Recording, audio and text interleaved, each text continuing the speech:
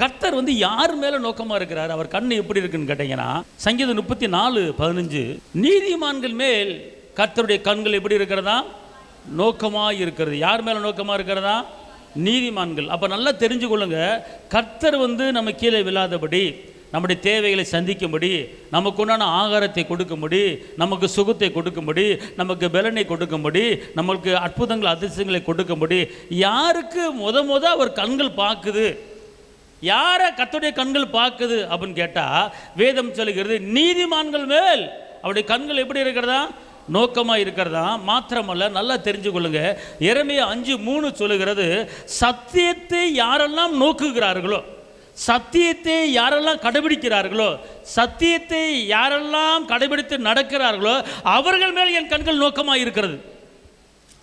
ஆமென். நல்லா தெரிஞ்சு கொள்ளுங்க, கர்த்தர் யார் மேல நோக்கமாக இருக்கிறார், கர்த்தருடைய கண்கள் யார் மேல் இருக்கிறது. குறிப்பாக ஃபர்ஸ்ட் யாரை பார்க்கிறாரு அப்படின்னு கேட்டால், யாரெல்லாம் நீதிமான்களாக இருக்கிறார்களோ அவர்களை பார்க்கிறார். ரெண்டாவது, யாரெல்லாம் சத்தியத்தை பார்க்கிறார்களோ அவர்களை பார்க்கிறார். அப்போ நல்லா தெரிஞ்சு கொள்ளுங்க, அப்போ நம்மை பார்க்க வேண்டுமென்றால், நம்முடைய குடும்பத்தை பார்க்க வேண்டுமென்றால், நம்முடைய பிள்ளைகளை பார்க்க வேண்டுமென்றால், நம் கையிட்டு செய்கிற வேலைகளை எல்லாவற்றையும் கர்த்தர் ஆசீர்வதித்து பார்க்க வேண்டுமென்றால் நாம் நீதிமான்களாக இருக்க வேண்டும். ரெண்டாவதாக, நாம் சத்தியத்தை கற்றுக்கொண்டு சத்தியத்தில் நடக்க வேண்டும்.